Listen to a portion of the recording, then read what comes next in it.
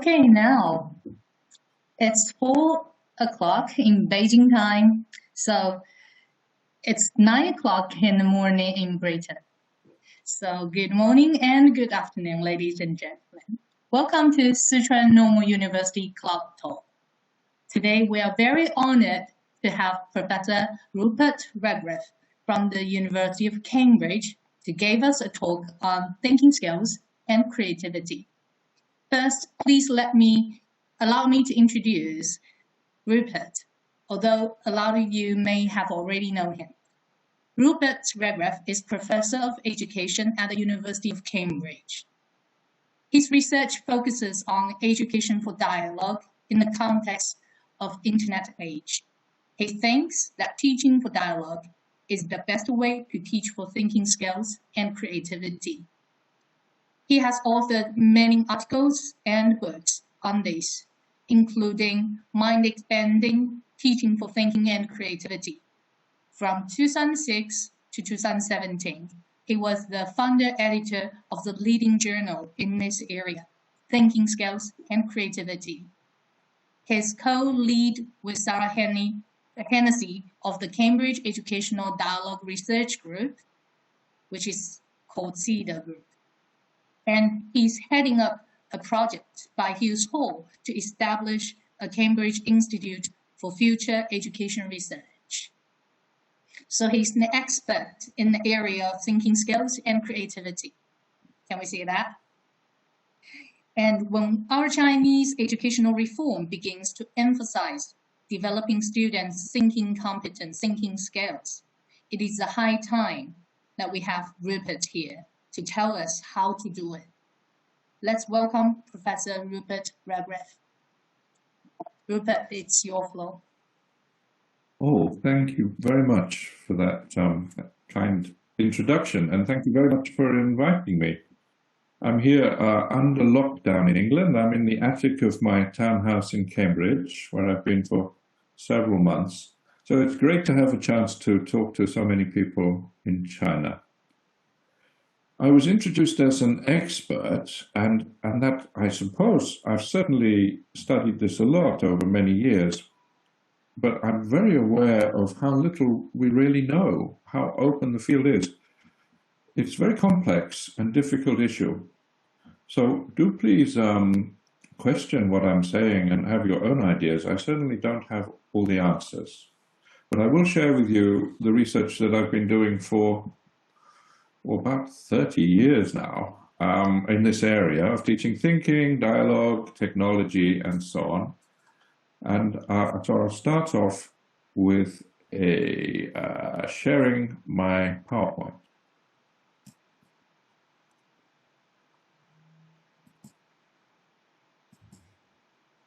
I do hope this works, but let me know if it doesn't. Is it working well? It works. Great. Oh, you thank stopped you. hearing. Thank you. Great. So the topic I was given is how to teach Sorry, for you need thinking to skills. restart sharing, Rupert. You need to restart sharing screen. Okay. Let me see. It works now. So if I go into the... Right, so perhaps I should just continue with the PowerPoint like this, and I won't put it on full. Okay. So I was asked to do a talk about thinking skills and creativity, which is an area I've been working on for quite a long time. As was said, I am the co-director at Cambridge of the Educational Dialogue Research Group, and we've been doing quite a lot of research on the effects of teaching dialogic education. Dialogic education isn't simply using dialogue in education. More importantly, it's the kind of education that improves dialogue. So the goal at the end of a teaching period is to be better at dialogue, which means things like being better at asking questions, being better at learning together with others, being better at listening in a way that you don't just hear what people say, but you understand why they're saying it, and you can read between the lines. I have a bit of a challenge here with this talk because I believe in teaching through dialogue and interaction. but I can't see you, and I can't hear you, and I can't interact with you. So I thought I'd try and ask you a few questions. One of the founding philosophers behind dialogic education, Mikhail Bakhtin, said that all understanding involves a kind of dialogue, so that even if you're just listening to somebody talking, as I'm talking now, you understand when you ask questions, when the talk that you hear raises what Bakhtin called answering words. So I'm hoping if I can ask you a few questions, maybe you can participate more in the talk. So the first question I'm going to ask you a few questions. And I do believe you have access to the chat. Is that right? Everyone has access to the chat? So, yes. And can write responses? Great. So the first question is, how would you define good thinking? How would you define the kind of thinking that we're supposed to be teaching when we're teaching thinking? Think about it and perhaps put your answer in the chat if you feel that that is possible for you. Do put your answer in the chat and I'll return to that. There's a brief overview of the things I'm going to talk about. In a way, it's far too much, so I hope it's not too long. Well, you can't interrupt me really, can you? But do come up with questions and challenges. And after about an hour, I think we should have half an hour for questions. Yeah. So people begin to upload the answers to your first question. Oh, that's really good. Yeah, you can find them in the chat box. Okay, I'll have to have a look later because all I can see at the moment is my screen. Yeah. So I'm going to talk about what we mean by teaching thinking and how we can teach thinking through teaching dialogue, how you can measure group thinking, or at least try and measure it, what it means to think with technology, what is creativity and how this fits with the idea of teaching thinking, again, how this fits with future skills, and then I'll just summarize an approach to teaching for thinking skills and creativity. But let's begin with a question that I've already raised that I hope you're struggling with, because I've struggled with it a lot over the years. What do we mean by teaching thinking? There are lots of different answers. And of course, some of them are quite technical, coming from cognitive psychology. But some of them are actually claiming that you can't teach thinking. For example, some cognitive psychologists claim it's not a good idea because thinking is always thinking about something. So you're thinking about an area and you can teach knowledge in that area, but there's no such thing as general thinking, they claim. Now, a lot of these arguments are actually missing the point. The movement for teaching thinking is a practical movement. It comes in particular from teachers. Many teachers in England and elsewhere were concerned that they don't want to teach their students just enough knowledge so they can pass an exam and then probably forget about it, that they want to teach for skills that will last for a lifetime and that will be of value for a lifetime. But also employers are often saying, and their global surveys about this frequently reported, that the students who come to them, even though they have lots of qualifications, they can't always think very well.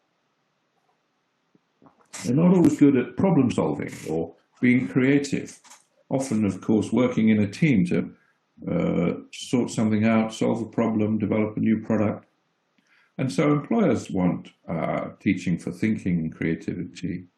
And in politics recently, there's been a lot of debate about the problems with social media producing what's called fake news or misinformation, and how education needs to prepare children to deal with this through critical thinking, through being able to challenge what they hear, triangulate, seek other sources.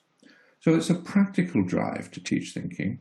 So ultimately, what we mean by teaching thinking is the kind of thinking that we don't see enough of, that we want to see more of, that we value.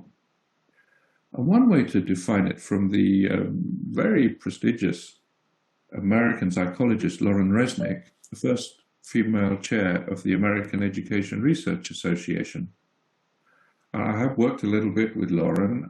We worked together in a special interest group on reasoning, dialogue, and argumentation.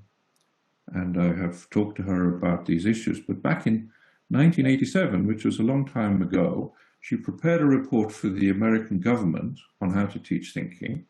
And her approach wasn't to take abstract theory, but to ask everybody involved in the field of teaching thinking, what did they mean? What did they think of as higher order thinking, she called it. And I'll come back to why she called it higher order thinking in a minute. And what she came up with was really interesting, because one of the most important conclusions was that higher order thinking is often surprising, that we recognize it when we see it, but that we can't predict it in advance. So we can't say what it is until we actually see it happening for us.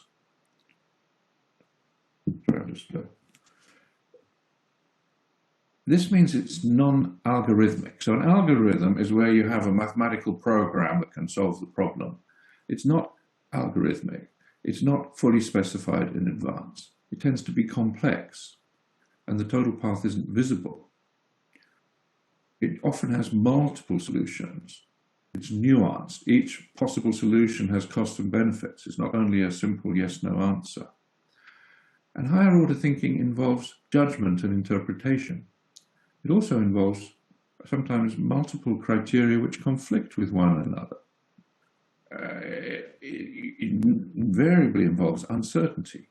It's not always clear that you can see that there's a lot of probability involved. You can't see everything clearly. And it involves imposing meaning, finding structure out of apparent disorder. I thought this was an excellent summary of what we mean by the kind of thinking that we want to teach, the kind of good thinking that people would like to see more of. It's interesting that she called it a 1987 higher order thinking. That was probably under the influence of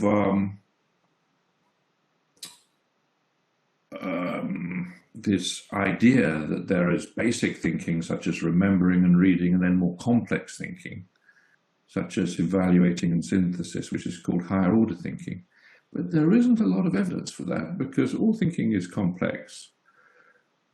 More recently, Lauren Resnick has been using the word intelligence and has pointed out that actually what she's talking about is teaching intelligence. I think that's quite interesting. By intelligence, she doesn't just mean what is measured with intelligence tests. She means something more than just the ease of learning mathematics or learning literature or learning another subject area. As she says here, it's the ability to reason, to process, to interpret, and ultimately to do something new with information. So that something new is where the creativity comes in. An intelligent person is someone who can come up with a new idea when they need it, who can solve a problem. And her claim is that through education, especially dialogic education actually, it's possible to teach for intelligence. And she summarizes the considerable research evidence in her recent papers and books that we can in fact successfully teach for improved intelligence. This fits, this fits very much with an excellent recent survey of the latest cognitive psychology by Andreas Demetriou and Spanoulis, Growing Minds, in which he points out that intelligence isn't actually different from critical thinking. They're just different ways of measuring and focusing. But intelligence, he says, comprises those processes used to make meaning out of information, to solve problems, to make decisions. And critical thought is not a cognitive process, but it's a general stance of metacognition, of reflection.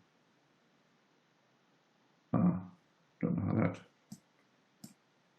Of reflection, which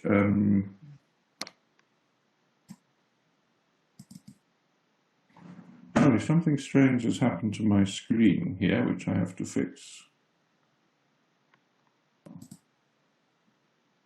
Ignore that. Can you see it on yours? Is it okay for you? Yes, we can see it. I'm just trying to get rid of this strange split screen effect. Perhaps if I move that. Is this working for you? Yes, yes. Oh, good. So the argument is from Demetrius and Spanudis. I thought there might be some small technical problems, but do let me know if there are any more. I hope it's all clear. So the argument is that really, when we're talking about higher order thinking or critical thinking, we're actually talking about intelligence. And there's increasing evidence that we can teach intelligence. And we can also teach the critical thinking, because this isn't some strange cognitive process. This is an attitude that we take, an attitude of inquiring, of questioning, of trying to see further perspectives. The idea of higher order thinking and lower order thinking came from a very popular formulation, which is Bloom's taxonomy. And Bloom, Benjamin Bloom, came up with this back in 1956. And it's been very useful for teachers to think about what kind of thinking they're evaluating, what kind of thinking they're teaching for. And you have a lower order thinking like remembering and reading and so on. And you have higher order thinking like evaluating, analyzing. I find it really interesting that when Bloom came up with this taxonomy, he didn't mention creativity. This was back in 1956. Creativity was possibly less of a focus for the teaching thinking movement. But when Bloom's taxonomy was reversioned recently, creativity was put as the very top, the most important thinking skill. I find that fascinating how creativity has become more and more important in the society. And I wonder, which I'll say later, if this might not be related to the way in which technology is increasingly taking over jobs which aren't creative. The way in which creativity is increasingly seen as a skill that only humans can do, that computers can't do for us. So creativity is one of these top thinking skills. And I suppose my point was that what we mean by good thinking, creative thinking, intelligence, the kind of thinking that we should be teaching in schools changes over time. And what Lauren Resnick is arguing, which is, I think, is quite exciting, is that whereas in the past the concept of intelligence has been used to divide people, in England they used to have intelligence tests that would determine whether you went to a grammar school or you went to a vocational school. So the idea of intelligence was used to divide those who were going to be good at learning from those who were bad at learning. But now she's arguing that we should use this idea of intelligence not for the input to education, but for the output, that the point of education is teaching for intelligence, and that we know how to do this. And indeed, there are quite a few studies that show, even if you use traditional intelligence tests, how education can make a big difference in intelligence. But those traditional intelligence tests don't define intelligence. Intelligence is a much bigger concept to be discussed. And she's arguing from the evidence that this dialogic approach to education can promote more intelligence. And there is a lot of evidence. I don't cite it all here. You can find it in the Routledge International Handbook of Research on Teaching Thinking, which I edited with Kaufman and Lee a few years ago. And there are many articles there of Chinese work on teaching for thinking, including Weeping Hu. There's his article in that handbook, Thinking-Based Classroom Teaching Theory and Practice in China. But he reports very successful results from approaches to teaching thinking which involve dialogue to some extent. I'll explain what I mean as we go along. But first, let's return to that question. I hope you had fun answering the first question. And my second question then, which I'm coming on to, is this good thinking that we want to teach, or this intelligence, an individual property, or is it collective? This is what I'm going to address now. Because I think you can see, when we described through Lauren Resnick the idea of good thinking as nuanced, as having multiple perspectives, as being complex and uncertain, these could be properties of dialogues as well as properties of individual thinking. They could be properties of group thinking. So I've been addressing the issue of how to teach thinking through teaching groups to think. for many years. So this book, Thinking Together, is a practical book for teachers, written with Lynn Dawes and Neil Mercer back in the 1990s. But much more recently with Neil Phillipson, who's a head of science in an English school, we've developed practical resources that build on this and to teach dialogic education. So this research is continuing. And in a way, what we were doing with the original work was a test of a theory of thinking from the Russian psychologist Vygotsky. And Vygotsky argued that higher mental functions, like thinking, for example, like reasoning, like intelligence, originate in social interactions, and then they're internalized through education. I think it's quite interesting that Vygotsky, who was writing in the Soviet Union in the 1920s, obviously got this idea from Karl Marx, because Marx actually wrote that thinking starts off as a social product. He says language is as old as consciousness. Language is practical. Talking and thinking together are what you need to do if you're working in a group to, for example, to hunt a mammoth or to farm. Building rice paddies, for example, in China involved a lot of collective organization. So out of that is where you develop language, and then you internalize that into consciousness. This was the argument from Marx. First you work together to solve problems, first you talk together to solve problems, and then only then does the individual develop a separate consciousness and a separate thinking. So we actually devised a sort of test of this theory. We taught groups how to think. We didn't teach individuals, we taught groups. And we taught them through what we call orientations, how to respond to each other, and ground rules. Ground rules are this idea of your social norms.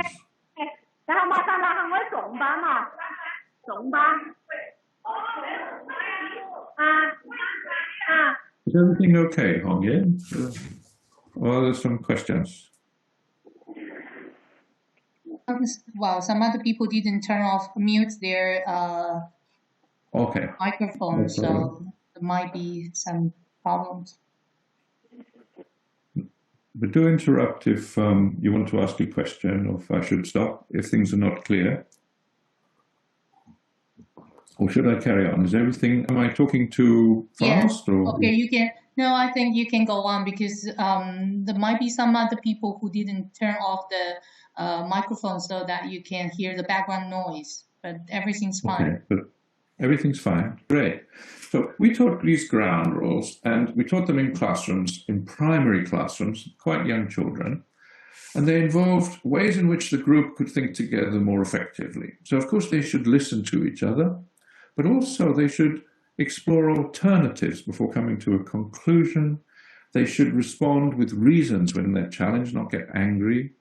And so these were ways in which they could work together with the purpose of trying to reach an agreement, trying to solve a problem. And the group as a whole needed to take responsibility. So that if, for example, you got the problem wrong, you couldn't turn around and say, well, I didn't agree, it wasn't my fault. You had to work together as a group. And we taught these sorts of rules in primary classrooms. And when I say rules, they were more like guidelines. And one way in which we taught them wasn't to impose them, but to ask the children themselves what they think should be the ground rules to guide their actions. So we could express them in their words. Here's an example from a classroom that I taught in, actually, for doing this research. They said everyone should have a chance to talk. Everyone's ideas should be listened to. Each member of the group should be asked, what do you think? Why do you think that? And look and listen to the person talking. So these were ideas that the children thought were important. And we revisited these ground rules and developed them. But I like the fact that they thought it's important to ask people, what do you think? Why do you think that? Because otherwise, if we don't actively ask them within the group, people often don't express their views. So it's not enough just to say, oh, everyone's allowed to speak. More than that, you really have to draw them out. So teaching in this way, we also, we taught lots of lessons in this way, lessons in the ordinary subject, but we're focusing on the talk. We're teaching them how to talk together in small groups. So for every lesson, we tend to put them into little groups But we'd ask them not only about learning in mathematics or learning in history, but also how are you talking together? And we measured the impact of this using traditional nonverbal reasoning tests. These kind of tests, you've probably seen them before, they're also fairly central to tests of IQ or intelligence. And we were able to show by giving them the same questions in small groups before our teaching as afterwards, that they could think together better. They solved more of the questions, basically. And they didn't only do this in groups. We also gave them equivalent tests as individuals, and we found that not only did their group thinking improve, but also their individual thinking. This, of course, is the Vygotskian hypothesis, if you think about it, that we taught them how to think better in groups, which perhaps isn't surprising, because as a group, we were showing how they could ask questions, give reasons, work together more effectively. And so as a group, they were better at solving these problems. And when I say as a group, all we did was give them only one pencil and only one set of answers and the sheet. So they had to tick the answer with with one pencil. They had to agree as a group. Then we also gave them, as I say, equivalent tests as individuals, and they also improved. Since we only taught the groups to think, not the individuals, this implies that Vygotsky was right, that through teaching effective social interaction and group work, you can also improve individual thinking. And this is a paper published in Learning and Instruction, which now has about 500 citations, so it's been quite effective, I think. But the interesting thing about the method is we didn't just rely on the quantitative. But by videoing groups, talking together, solving problems, we could see why it worked and why it didn't work. So the unsuccessful talk, especially in the pre-test around the same problem, we could see that the problem was that they weren't really listening to each other properly. But in the successful talk afterwards, we could see that one of the key features was that people were really listening, that they took each other's ideas seriously, and they asked for help. They were humble. They said, I don't understand. Please explain. And they listened to the explanations and they gave elaborated reasons.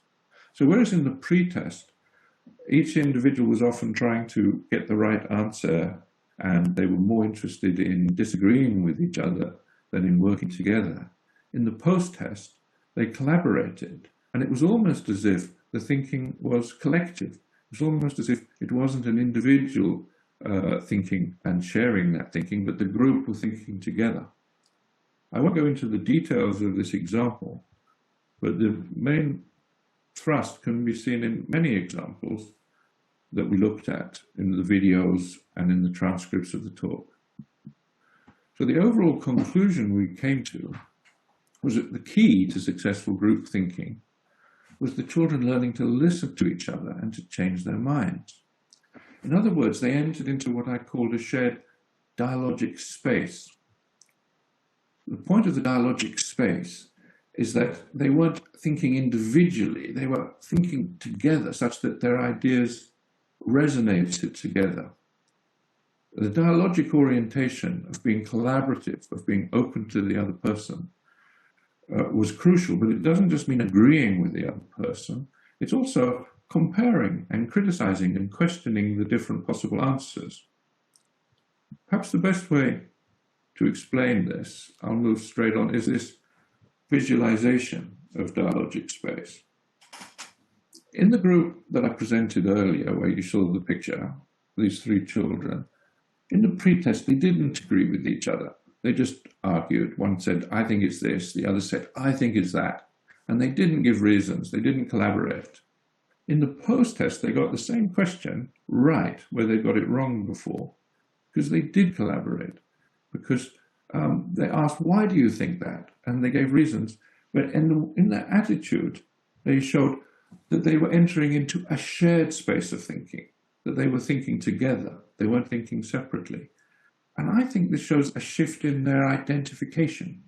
Whereas in the unsuccessful pre-test talk, they were just identifying with themselves as separate individuals. In the post-test talk, they got carried away with trying to solve the question. They were identifying with the dialogue itself, with the process. And they weren't worried about who gets the right answer. They were worried about getting the right answer as a group. So it was a shift from an individual identity to a group identity. And that's what I mean, really, with this creation of dialogic space, because dialogic space is a space that you enter into. It's quite interesting that more recent work that has used similar methods to the methods that we used in this original research by getting groups to solve problems together, including Raven's reasoning test problems, and asking them to solve them as groups and solve them individually. A particular influential study by a team at MIT demonstrated that it's actually possible to talk about collective intelligence, because they had a whole range of groups with different makeups, different kinds of people, and they gave them a range of different kinds of group tasks. And they found that some groups were generally more intelligent than other groups. They were better at solving a wide range of problems. So, as it says here, by analogy with individual intelligence, we define a group's collective intelligence, or C as they call it. This is Anita Woolley and her team. The collective intelligence is the general ability of the group to perform a wide variety of tasks. Empirically, collective intelligence is the inference one draws when the ability of a group to perform one task is correlated with that group's ability to perform a wide range of other tasks. But that's exactly how they developed the IQ measure, or the intelligence measure, which some people refer to as the focuses on Spearman's G. So it's based on a factor analysis of a success on a range of tasks, saying there's something common to intelligence. So it's interesting that there's a collective intelligence that's not correlated with individual IQs of the members in the group. They actually found it was correlated with their social awareness, their ability to judge what other people are thinking. And also, of course, the presence of distributed turns, that they would allow other people to talk and listen to them, so they would have separate turns. And building on that, recently we've been doing work to try and measure group thinking. It's quite challenging, but we've set up online a set of 15 non-verbal reasoning problems that you can, so if you have a class, for instance, and you're trying to teach them thinking together, you can measure how effective they are in groups at solving these problems, but you can also give them a set of exactly equivalent problems as individuals. That means that you can test in each group, does the group do better than the best individual in the group? Or does the group do worse than the worst individual in the group? I hope you understand it's a little bit complicated, but it means that you can see if the group is adding value to the thinking. When they work in a group, does their thinking improve or does their thinking get worse? I'm sure you've all had the experience when you've been forced to work in a group and it's actually been less effective than if you were working alone. And similarly, some groups are really good, some groups enhance your thinking. So we were trying to measure which groups had value added and which groups had value detracting. We've done a few studies and published papers on this. We're still working on it. It's quite complicated. But I just thought I'd show you a video so you can see the sort of thing that I mean. Our claim is that when groups are thinking together, they create a shared space of thinking. They give elaborated explanations. They often express humility. So let's have a look at this successful group to see the idea, and you can see the sort of thing I'm thinking. I hope this comes across. I'll play it now, a short video of group. This was a value-added group. This illustrates the kind of experiment we're doing. Put it out. Yes. Okay. But I like these ones. I think it might be. Yeah, four. Wait, so look closely at what they're doing. They're tackling a non-verbal reasoning test problem, but look at the fingers. Look at the use of the pencil. So if you look at that, it's a quarter, yeah? And it gets doubled to make a half, which is this one. And you've got this one, that's a triangle, then they add another triangle. And then that bit, they added another bit to there to make it 3/4. And that was a half. And you have to look at that pattern to know which was that. So we need to find one that either has, yeah, so we know it can't be that one. So No, Can't be that. it can't be that one. Can't be that. It can't be that one. No. Can't be that. You said I think it's that one because they've added another tribe. When it can't be that one. No, because none of them the have. stripes go the wrong way. Yeah, I was thinking that one because I don't think so because look, that's good. Okay, well, I hope you got the idea from that. And the idea is that I think you can see that they're really thinking together. You can see even if you just look at the fingers, they're exploring alternatives, they're expressing humility, they're changing their mind. And this is an example, really, of what we found in the value-added groups. The sort of behaviors we found in general were things like encouraging each other. So responding to suggestions with "it could be," maybe it's like that. Expressions of humility, saying things like "I don't understand," elaborating their explanations. The equal participation, everyone in the group actively involved. Actively seeking agreement and not moving on until it was clear that all in the group agreed. Asking open questions like, can anyone see a pattern? What do you think? And also humor seemed quite important, making jokes. It's interesting that when everybody laughs together, they have a sense of group harmony, of group unity.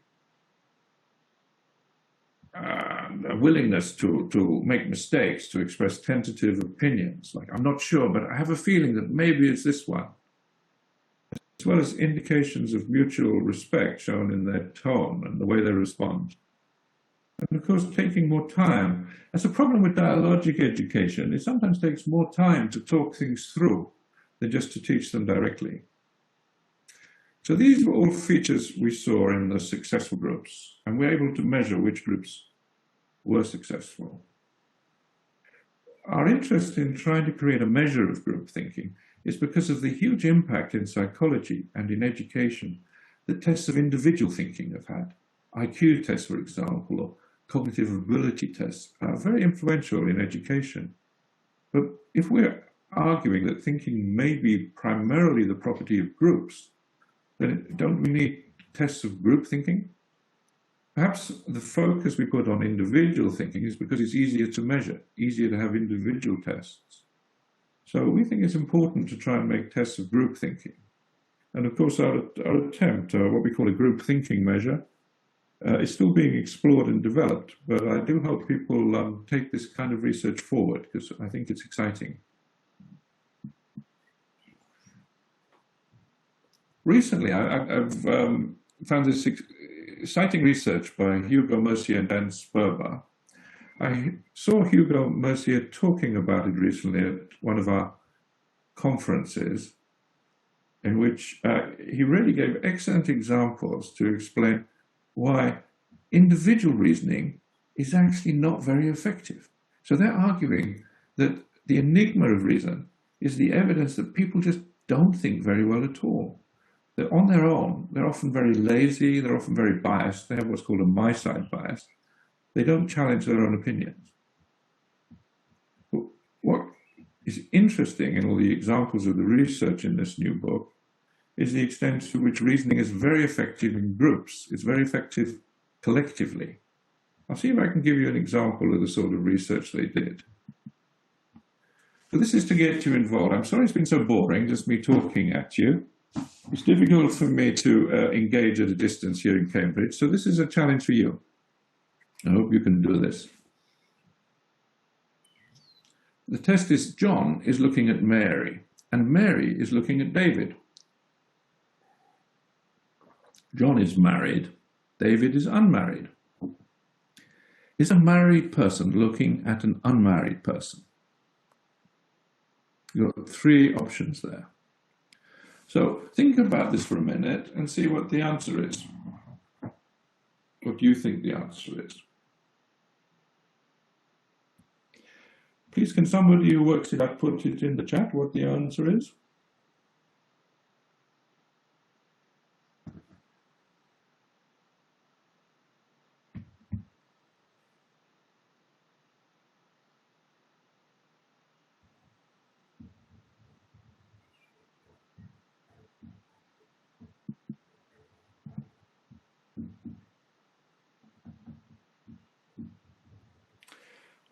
quite a lot of people choose C. Yes, that was my first response. And that's what's so interesting, because if anybody, has anybody chosen A at all? Yes, yes. Ah. There are two choose A. Now, if you do this as an individual, I think my first reaction was C. I think most people will choose C, because it looks like you don't have enough information. But when we do this collectively, once somebody explains, if you can talk together, then they might realize that if you think about it, Mary is either married or unmarried. There are only two options. So John, if John is married and Mary is married, then a married person is not looking at an unmarried person there. But if Mary is married, she's looking at David, so a married person is looking at an unmarried person. But just imagine if Mary is unmarried. John is looking at Mary, John is married, Mary is unmarried, so a married person is looking at an unmarried person. Can you see the logic? So if you think it through, it has to be A. And the moment people understand that and share it in groups, you will find that it becomes obvious. I hope it becomes obvious and everybody agrees and it spreads. I'll just give you one more. I hope that was engaging. I'll just give you one more to see this challenge. I hope you understand that actually the answer is A, not C. But this is an example of how individual thinking is not easy for individuals to reason well. It really helps when you share your thinking with other people. That's another example that I saw Hugo Mercier use, actually. See what you think about this one. In a tea house in London, a cup of tea and a slice of cake cost £1.10. The cake is £1 more expensive than the tea. So how much does the tea cost?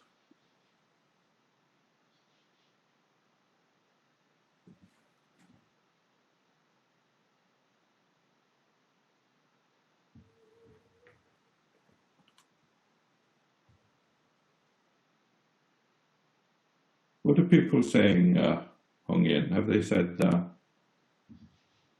10p? Okay, I haven't seen the answer. 0.1. Oh, really? Yeah. So that would be 10p. 0.05. 1.05. Yes. So I think it's another challenging one, because when I was first given this by Hugo Mercier in his talk, I immediately said, well, the tea must cost 10p, because then the cake is £1. But look at the question. The cake is £1 more expensive than the tea. Now, if the tea costs 10p, then the cake costs £1. It's not £1 more expensive. It's only 90p more expensive. Yes. For it to be £1 more expensive, the cake would have to cost, or the tea would have to cost 5p. Yeah. That would work, wouldn't it? Then the cake's £1.05, the tea's 5, the cake's £1 more expensive. Now, the interesting thing about these is that it shows that, they argue that it shows that individuals, actually, when you look at them, there are a lot of biases. They don't think very well. It's very hard to teach individuals to reason well on their own. But we're all actually very good at picking holes in the reasoning of other people. We always challenge them, we question them, we can explore alternatives with other people's thinking, but not with our own. So their argument is that it looks as if, in evolutionary terms, reasoning is very effective for groups and societies, but not so good for individuals. Individuals participate in reasoning. So it supports the argument I'm making that good thinking intelligence is perhaps more of a group thing than it is an individual thing. They did experiments, for example, the moment one group has solved these kind of problems and they understand the strategy, they explain to other groups, people agree, and so you can see how reasoning works as a collective basis for any society. People learn how to argue and reason together. It's actually very hard for individuals to reason. I hope that makes sense. That's a very interesting argument anyway. So let's move to a more complicated question. Given these arguments about the importance of collective thinking, how would you teach thinking to an individual child? What's the best way to teach thinking? Or to a small group? Or perhaps to a larger unit like a city or a country? Or what about the whole planet?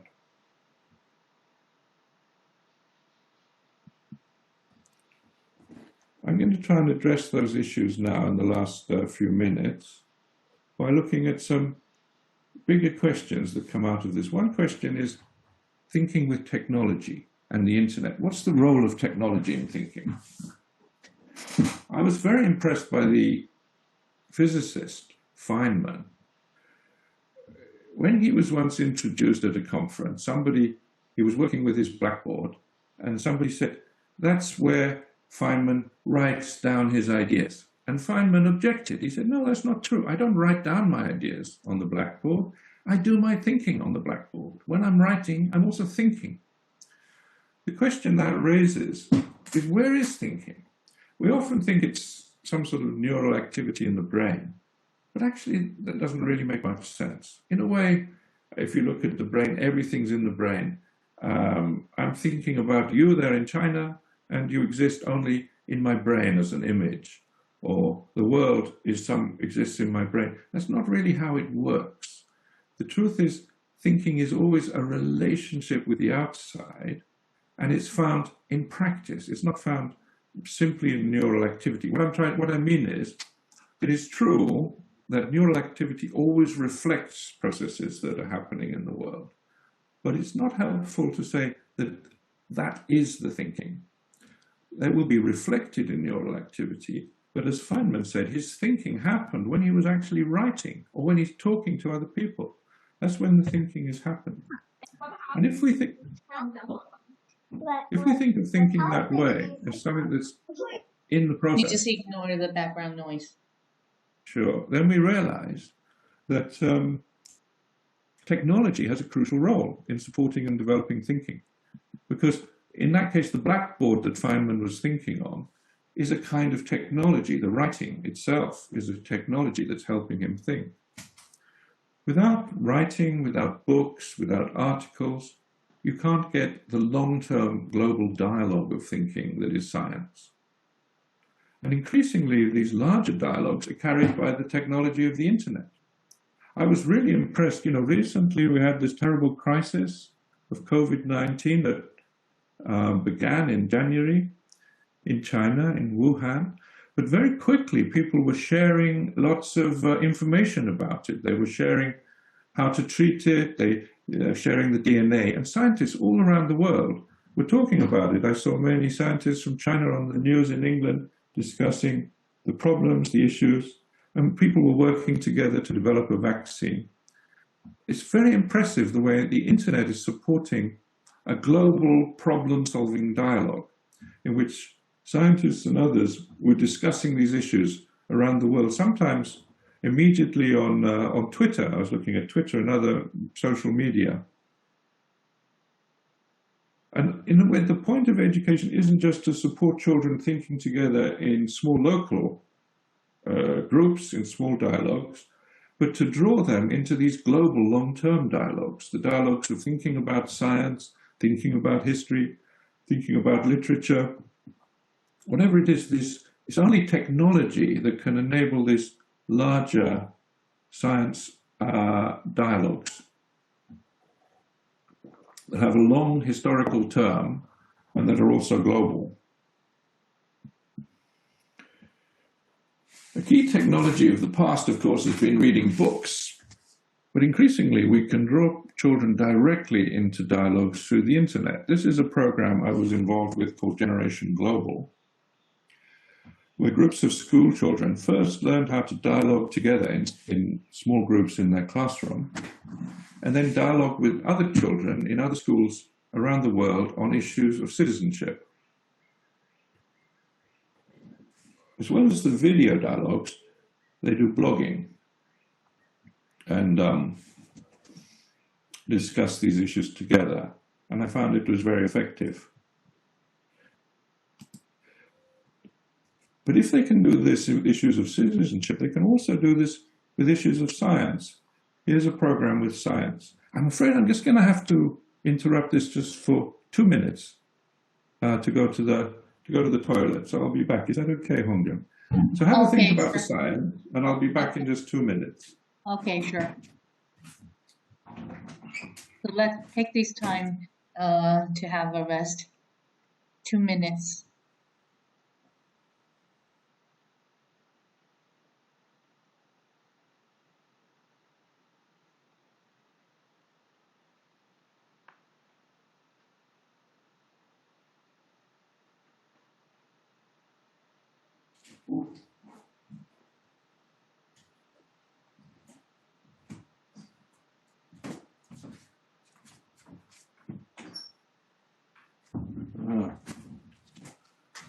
Oh, yeah, that didn't take long, did it? I just had to pop up for a minute. So my idea is, if we're still there, sorry, my idea is that we can teach children how to think together in small groups, how to ask questions, how to explore alternatives, but then we can move that dialogue onto the internet. Here's a program from the Open University where you can join groups of children around the world or young people to explore issues, to explore science questions about nature, or there are many other issues you can look at, issues of global warming, of transport, of terrorism, and work together with others around the world to try and solve these problems. So my model of teaching thinking isn't just to teach dialogue for groups and individuals, but also to enter that next stage of moving that into the global level of dialogues across schools around the world. And the role of technology here, of course, is to change and enhance our thinking. In a very obvious way, the tools we use, like an abacus, for example, will shape our thinking. And they've done studies, of course, people who learn to do mathematics on an abacus will do mathematics in a different way. They'll think in a different way from people who learn with pencil and paper or people who learn with computers. The tools here enhance the thinking. But technology of different kinds also expands the thinking. Here I've got a picture of some post-it notes. Often it's a simple technology, but when you go to group meetings, it's often useful, if you have several tables discussing issues, to put your ideas on a post-it note so you can put it on a shared wall and discuss together. So in this way, a simple technology is expanding the dialogue from groups to the whole class in this case. But also with the internet, you can support group thinking and develop it into planetary thinking. As we've seen with the example of everybody thinking about how to deal with this terrible virus that we're having and working together to develop a vaccine, that's an example of planetary thinking. And for that kind of thinking to work, you need an education where people know how to work as a team. They know how to work together. They can not get defensive, but can share information, but they can also challenge and question and be critical. So all those kinds of thinking that we're teaching for small groups in classrooms are very relevant also for planetary thinking, for thinking at a planetary level. I'm dealing with thinking skills and creativity. So very quickly, I wanted to just address this question of what is creativity? And how does this fit with teaching thinking? I'm really interested here in this idea of creative thinking. So not just creativity as drawing pictures, but how do you come up with a new idea when you need one? Creative ideas are original, but they're also useful. So they have two sides. They're not merely imaginative, but they also are recognized by other people as solving a problem or helping them in some way.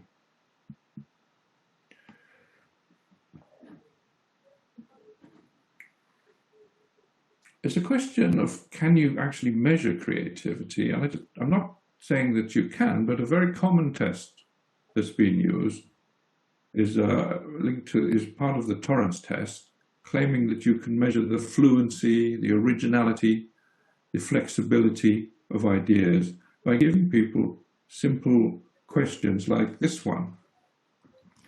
How many uses can you think of for example, a paperclip? And then by looking at how people respond to this question, they claim to measure their creativity, the number of ideas, the fluency of the ideas. Do have a short think about how you would do this test. How many uses can you think of for a paperclip? And then these answers are also measured on how complex they are, how surprising, how original. Has anyone thought of any original ideas? But I don't want to spend too long on that because basically, did you come up with lots of ideas? Are your ideas original? Do they cover Are they flexible? Do they cover different areas? Are they detailed and elaborate? So these are the ways in which you would claim to measure creativity, but the evidence is that this doesn't work very well. These kind of tests of individual creativity don't really measure how individuals perform in the real world, in the workplace. And part of the issue there is that this is just a test of what's called divergent thinking, of coming up with lots of examples, or imagination you could call it. But real creativity in the real world is also about fashioning a useful object, making something that works, that's valuable. And mostly, this is done in teams. This is done collaboratively. And so trying to measure individual creativity is not necessarily a very useful idea. The question is, how can teams work together to be more creative, to solve problems, to come up with new products, for example?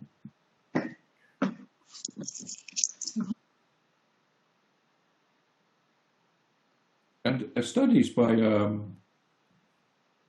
I think it's Keith Dunbar, really interesting research, which he did looking at science labs, showed that a key feature of creativity was the quality of the dialogues in the lab. Interestingly, he looked at some labs where everybody had exactly the same education, exactly the same knowledge, so they didn't need to explain things to each other using metaphors, and they didn't make any scientific breakthroughs. I'm exaggerating a little, but this is good research that's been published. In other labs where he actually observed them making a scientific breakthrough, it occurred because people had slightly different background knowledge and they had to explain things to each other using metaphors. And those metaphors helped them to see the problem in a new way. Because to explain things to each other, they had to come up with phrases such as, well, it's like how it happens with water, or it's like a bunny rabbit. In this case, it was actually to do with medicine and bunny rabbits, and they made a breakthrough by looking at it in a new way because it sounds a bit vague. So I'm going to give you a very concrete example from business of how group talk can lead to creative solutions. This was brainstorming doesn't always work very well, but there's a particular kind of brainstorming used in business called synectics, where they try to get people to come up with different examples, different metaphors to solve problems. In this case, the company had the challenge of trying to come up with it. This is a real example of how creativity worked in business. They had the challenge of trying to come up with a new opening for bottles of sticky liquids, like nail polish, for example. And I'll give you they needed a new stopper or a lid because the sticky liquids dry up very quickly. So they often become quite messy. Things like glue. If you try using glue, do you know it gets all sticky around the front? So the challenge was to keep it liquid, to keep it sealed off from the air, to avoid it going hard. One member of the group, talking about this, coming up with examples, trying to find a solution, remembered his own childhood when he used to sit behind a horse in an old-fashioned farm. This was in America. And he used to see the horse doing a poo. And when the horse, he called it taking a crap. I don't know, I hope this makes sense to everybody, but he seemed to have a special way of doing a crap to avoid his bottom getting messy. And they used this example to design a new bottle opening and explain why. I hope it's not too disgusting for everybody, but this is, as I say, a real example. The best example I could think of was recently I got this Marmite, which is a kind of paste you can use for putting on toast. And it's got this new squeezy opening. And can you see why this might be different, similar to a horse's bottom? This is what this man was saying. They had the challenge of coming up with a new bottle opening that would protect sticky liquids. And he thought of a horse's bottom. Let me explain why. This is how the horse's bottom works. It works with a special two kinds of opening where it squeezes out and then closes down and cleans the opening so that it's always fresh. Exactly the same with the Marmite bottle. They came up with the same kind of opening, which you can also see now on blue bottles and so on. This is a true story, and that's how they came up with this invention, which made millions of pounds. I hope this makes sense to you. You can see that the creative process here involved questioning assumptions, challenging them, making new connections, imagining how things could be, playing with different ideas, representing ideas and evaluating the effect of these ideas. I think this relates also to the ground rules of talk that I presented earlier. If you want to develop creative talk that makes these new connections, sees these new metaphors, and develops new products and new ideas in science, you can teach this through a series of ground rules. But these are in stages now for creative talk. Previously, we've had ground rules for critical thinking that have worked very well, give reasons, explore alternatives.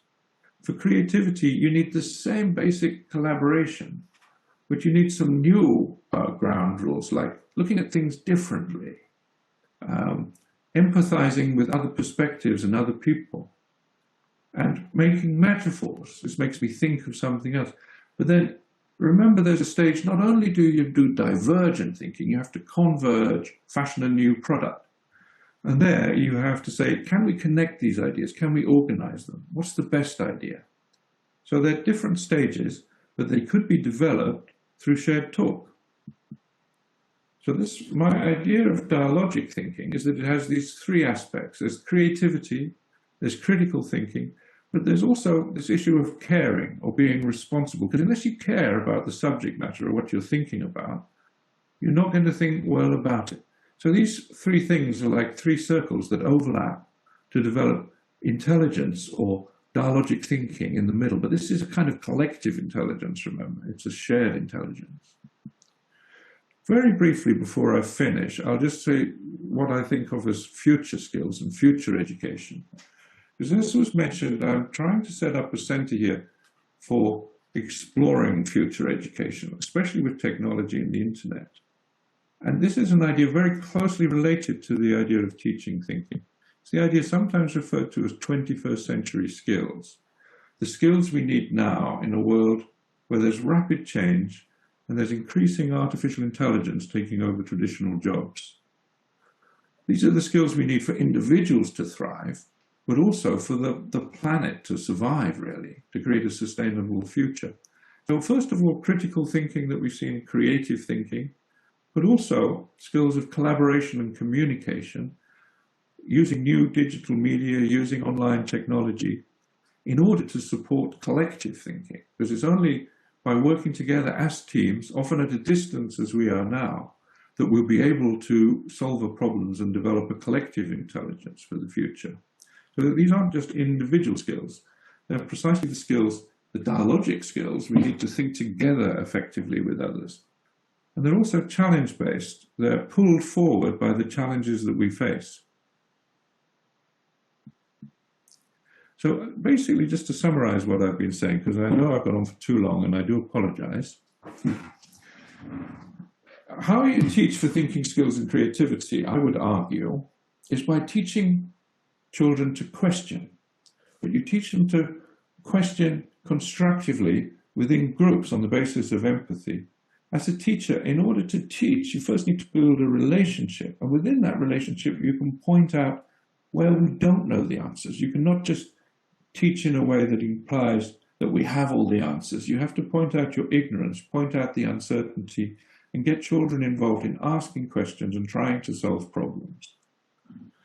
And one way to teach is to open dialogues and to widen and deepen that dialogic space. So widening them by bringing in new points of view, deepening them by questioning your framing assumptions so you can see things in new ways. A key part of effective dialogic thinking is a switch in perspective, seeing things from another point of view, somebody else's point of view usually, switching the way in which you look at things, and identifying not with your own individual position, which leads to my side bias and very bad bias, lazy thinking that Hugo Mercier and Dan Sperber pointed out.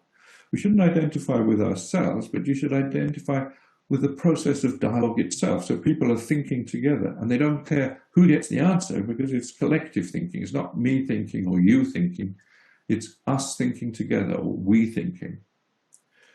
And to teach thinking effectively, you do need to change the culture. So with the ground rules, for instance, we were changing the culture of the classroom. from being individualistic, we were trying to make it collaborative. And in a collaborative culture, when you make a mistake, that's seen as something you can learn from, and everybody learns together. So people aren't being forced to take responsibility for everything individually. You take responsibility together. And that's a culture where it's possible to collaborate and think openly and share your unformed ideas. And also, further, with technology and the internet, there are ways of designing that will support more effective global intelligence. I didn't mention it, but with that project I worked on for the Generation Global, the blogging site was designed to promote better thinking. So it was designed, for example, so that people didn't spend too long in their shared utterances, but also not too short. They didn't just say like, they had to make a point. So we can actually design the technology that supports collective thinking to improve the quality of that thinking. We can design the way we use the internet to support our collective thinking in order to promote what I'm calling here a more global intelligence. So that's also a way of teaching thinking. You're not just teaching thinking to individuals or to small groups. We're also teaching thinking to the society as a whole by changing the way in which we communicate and work together. So I'll leave my talk there. I really look forward to some questions. These are the conclusions, which I've already outlined, but very briefly, I'm arguing that thinking is dialogue, and teaching thinking is drawing students into dialogue, both dialogue inside their own heads, which I hope you've been doing during this talk, dialogue in small groups, and a more global dialogue where people think together to solve problems. And teaching thinking promotes dispositions such as curiosity and strategies like asking questions. But it's not just individual, it's really about the whole culture. A culture where there's this dialogic space, a space where there's resonance between different perspectives. They interact. And there's a certain mutual illumination that occurs when you can see things from multiple points of view. So the project of teaching thinking through engaging students connects this focus on small dialogues in the classroom to the design of educational technologies and pedagogies that promote and sustain a more intelligent global dialogue for the future. Thank you very much for listening. That's the end of my talk. Thank you, Rupert. It's very, well, I should say, it is a very in talk. Well, first, I just would like to express my gratitude to Rupert to give us this very, as I've said, it's very in talk. Why I said it is very in because, today we're talking about this very hot topic, creativity, thinking, critical thinking, creative thinking. And then we talk a lot about, recently, even in China, we talked a lot about critical thinking, but I do not think most of us are thinking more about this dialogic education and how dialogue improves or can help us to develop our creative thinking. So this is very in topic.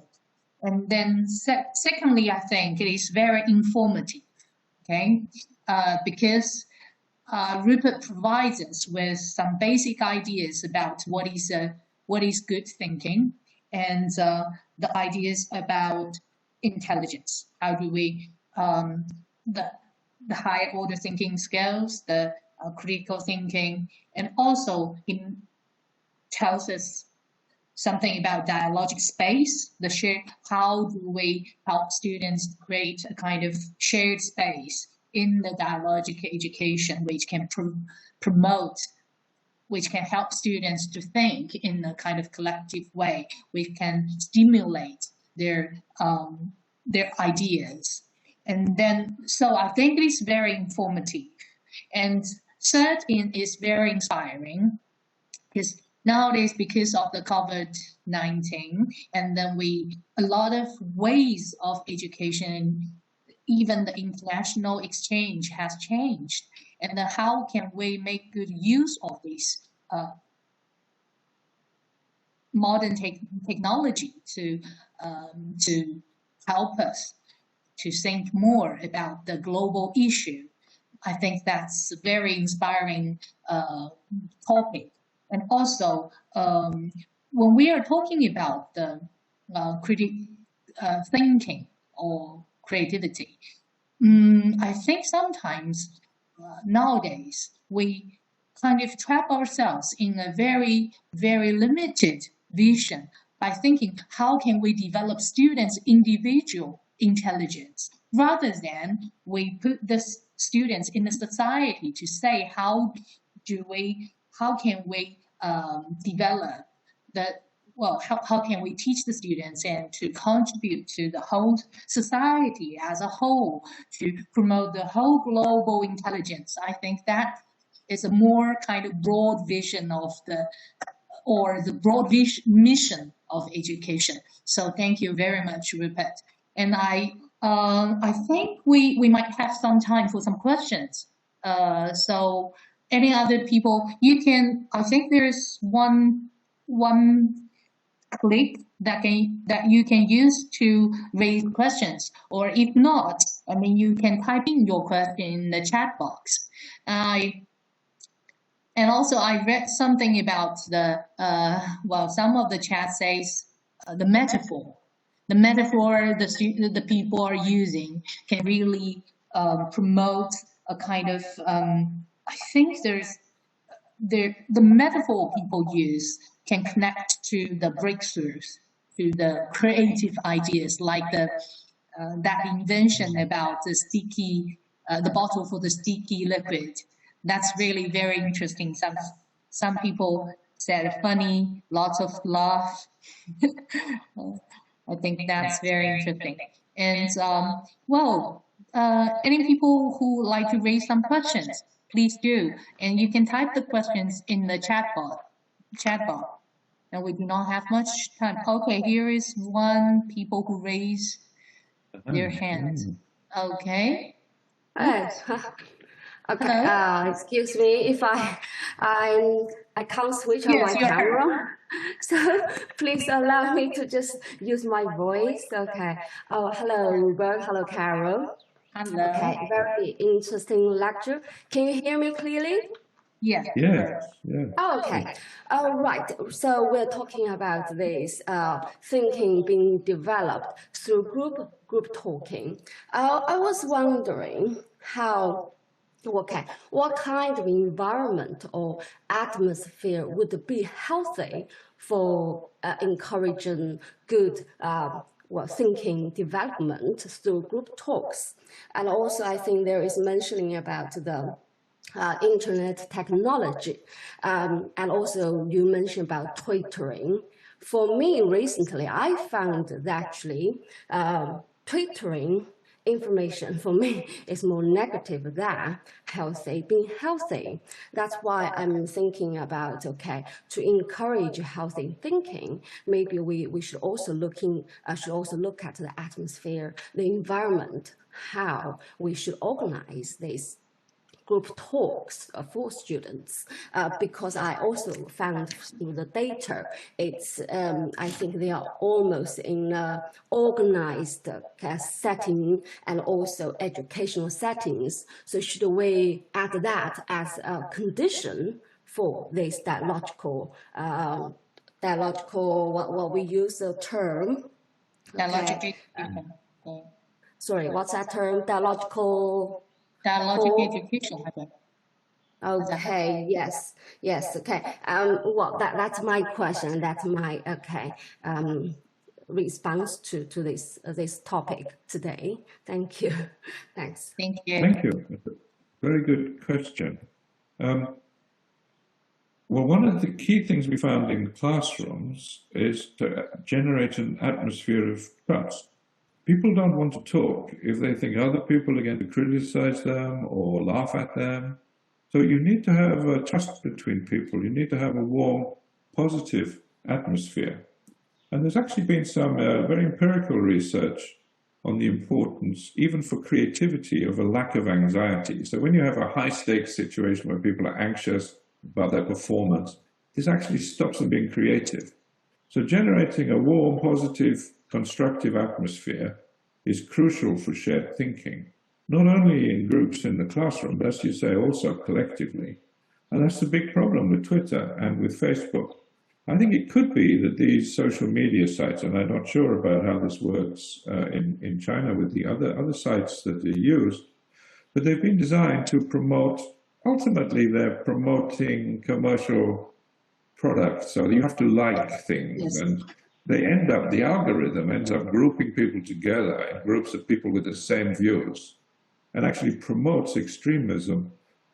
But there are ways of designing against this and promoting better ground rules, which they're doing in these educational projects. The one I mentioned, Generation Global, there's also Empatico, and they can design a better environment, and you can promote through education before you're allowed to tweet or to collaborate online. You should have some ground rules that you agree to, which is treating people with respect and being polite and not responding with anger. And these can be supported. I was very impressed in the way Generation Global, you know, Twitter has 147 characters, a limited character set. In Generation Global, they allowed more, but they also had a minimum. You had to say at least 30 words. And that stops everybody just saying, yes, me too, I agree, I like. You have to actually make a statement of some sort. So I think there are ways we could improve these environments. The other innovation, which is very simple, which Facebook or Twitter could use, the moment somebody objected to a comment, it was removed. Just press a button, it's removed. Then you can say, well, is that right? You can moderate. What happens at the moment on Twitter or Facebook, if people object, maybe a few weeks later, the moderators will say, oh, yes, we'll remove it. It's too late. The problem has been caused. Yes. So I totally agree that part of effective dialogic thinking is changing the environment so that people can take a risk. They can risk having an opinion, and they're prepared to speak together without fear or anxiety.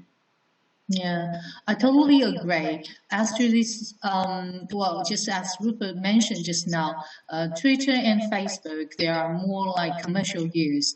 But if we really want to use dialogue in a more kind of positive way, in enhancing education, and then maybe we can, well, I do say there are some educational platform, and then where people can have a kind of more like the instructional or more positive atmosphere, so that it ensures, and then the teacher can be a kind of monitor to kind of delete the negative information, or even though sometimes some negative ones might not totally be wrong. And then, so I do think this kind of we can use dialogue in the context of education, which can avoid this very negative commercial kind of input. Yes, and I do see some other people are writing questions. There are one saying, Professor, do you study the relationship between teaching thinking and writing? Yes. Well, I'm very interested in this because, as I said, I think thinking is mediated by technology. Now, I use technology in a very broad sense, so that writing is also a technology that's very much shaped the way people think and our education system. And it's interesting to compare written dialogues, for example, an exchange of letters or an exchange of journal articles, with spoken dialogues. And interestingly, you get, in a sense, an embodied richness with spoken dialogues, but they're contained within the present moment. So the writing enabled people to some extent, transcend space and time, but at a cost of the spontaneous dialogic thinking. So I think it's a very interesting question, and what very fascinates me is the way in which these new digital technologies, which aren't just about shared writing, a lot of shared writing, but there are also shared videos being exchanged, and new multimedia dialogues going on, how this is going to shape our thinking. It's such a big topic, a fascinating topic. But when you think about the idea that dialogue is always mediated by technology, you end up realizing that even our spoken language is a kind of technology. It's a shared artifact. We create technical words together, like dialogic education. So we can look at, it's not possible to have thinking without some form of mediating medium, which is ultimately an artifact, a cultural product that could be seen as a technology. So why. Yes. Yeah. Sorry to interrupt, because I realized that you regard any kind of medium as a kind of technology. So even though people's oral talk and then the written form are all are both technology. Yes. Can we say that? Yes, that's from the Vygotskian tradition. It's a way to realize that, in a way, people don't exist without the mediating technology. Yes. People come into being as they develop a language. But this language I'm speaking, this is English, of course, but I didn't invent these words. They're a collective cultural product. Yeah, and I think that's a technology. And it can be better or worse. You know, some languages are better for some things. Conceptual words help you shape your thinking. It becomes easier to see things when you use key concepts like dialogue or cognition than you would see otherwise. So it's a kind of tool to support our thinking. And that's really exciting because then it means together we can invent better tools. We can invent a better language and also a better technological media for dialogue. One thing I found, sorry, very briefly, I love this technology because when I was talking with people, I always wanted to say a little bit more. I didn't have enough space. And then I started engaging in dialogues online with blogs. And it was just the right amount. You could say a bigger piece, and then you could have time to reflect. So it was a kind of dialogue online, but there was more time to reflect. There was longer utterances. And for me, that worked better for the shared thinking. So these different technologies we use affect thinking in different ways and can enhance it. Yeah. Okay, there are a lot of questions popping up, so I need to read some more. Okay. Hi, Professor Wegerif. How do we engage students in global dialogue? What role can internet play in the process? Well, as somebody mentioned, it's quite problematic because quite a lot of internet communication at the moment is dangerous. I mean, it leads to bullying and makes people unhappy. So I think we should have an educational internet, and there are several projects developing this. I'd love to see like a global education internet that any school anywhere in the world, any child anywhere in the world could join to discuss issues together, but also to engage in shared inquiries. Yeah. A kind of global dialogue platform, right? Yeah, we need a global dialogue. We need somebody to fund this, that it's not just a commercial one, it's for education. Anybody could use it. It's carefully moderated, and you can engage in shared inquiries about any topic, any science topic, any history topic, any art topic. So it becomes a global education. I think that's the future I'd like to see, and that's why I'm trying to get an institute going at Cambridge to explore this kind of future education. Yeah. Let us join you, okay? I hope so. Then there will be part of the voice coming from China. Yeah. Yeah. Well, it's such an important voice. Yes, yeah. And there are some other questions. Professor, how to deal with some silent groups? Yes, I think someone else mentioned that. And that's also particularly important if we look at what people call a Confucian tradition education. Because traditionally in Chinese classrooms, people have been more quiet, I think, than in America, for example, where people are traditionally very noisy and they talk a lot. But I've been working with people doing dialogic education in Chinese classrooms, and it can work very well, but it sometimes needs a bit of scaffolding. So one thing we can do is get people to think on their own, maybe to write down their thoughts before they engage in a dialogue. The reason we developed thinking together in England was with small groups of 3, was precisely because if you have like a whole class and you try to have a dialogue, it's difficult for quiet or shy children to speak out. But if you have a small group, maybe a pair, maybe 3 children, and one of your ground rules is to ask everybody, what do they think? What do you think about this? we found that was very effective in drawing in quiet and shy children. So ground rules in dialogical education plays very important role, right? So I've noticed that in New Method's book, dialogical education, then they did some experiments in schools to apply all these kind of ground rules to help to scaffold the teachers to lead the dialogue. I think that's something we Chinese teachers are in lack of. We do need, because the whole system is different, and then the teaching objectives is kind of different. So we do not really spare much time for the teachers to hold the dialogue, open dialogue for the students. We are mainly individual test oriented. So that might be part of the problem. Yes, well, it's also true in many countries, in many schools in England as well. But I mean, we have several projects. Oops. Oh, Rupert, is there something wrong with your internet? Sometimes, I don't know about China, but in England, sometimes the curriculum, Yes. Okay, so it's good now. Oh, good. Sometimes the curriculum means that the teachers have to teach too much. And obviously, if you allow time for talking and reflection, it takes longer. And so I think you want less content, but more depth, conceptual thinking in the curriculum, but not too many facts.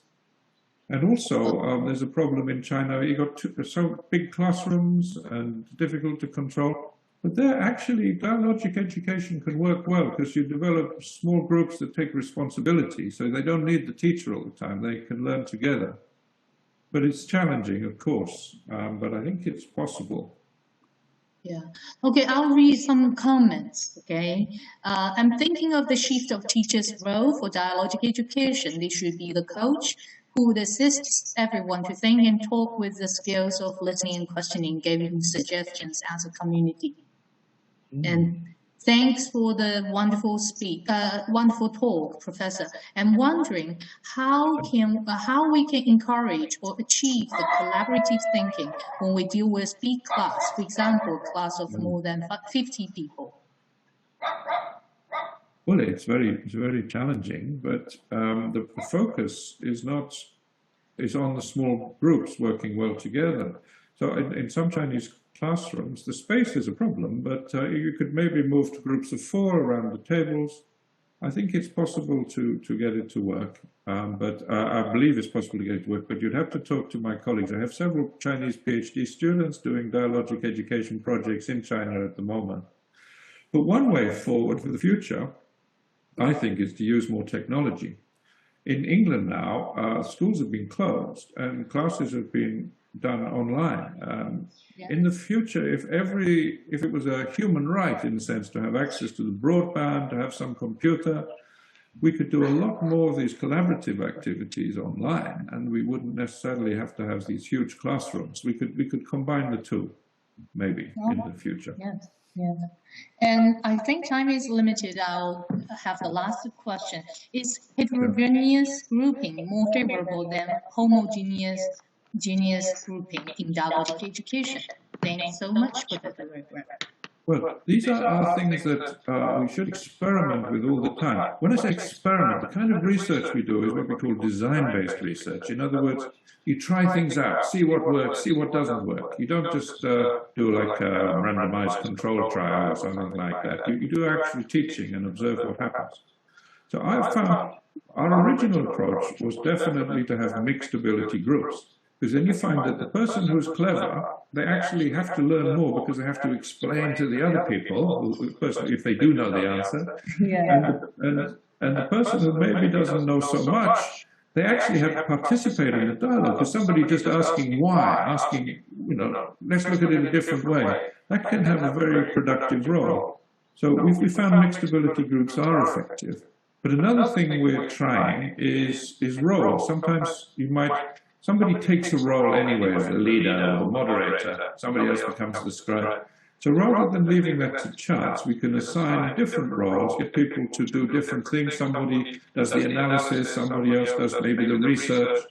And that's a way of bringing in variety into the group in a way that forces everybody to take all the roles. So everybody has to be the moderator, the facilitator, asking the others, what do you think? Why do you think that? Do you agree with so-and-so? So that moderator role is very important. And that's sort of, I think, and of course, actually, to really answer your question now, it's a very fascinating question, because it's the essence of what is a constructive dialogue. On the one hand, as we've seen, if everybody agrees, even in scientific labs where everybody has the same information, they don't think very well. There's too much uniformity.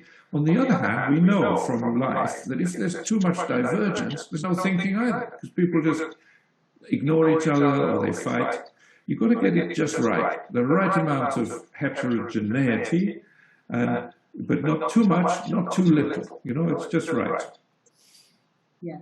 Okay, so I think time is up. So thank you very much, Rupert, and hopefully someday you can, well, when the lockdown is over, and then you can come over to this site and give us more talk about dialogic education. I'd love to visit you. You have to invite me, and thank you very much for inviting me to this talk. I hope it wasn't too boring, because it was a long talk. No, I think from the chat box you can see most of the people are feeling very exciting, and then they are saying thank you very much.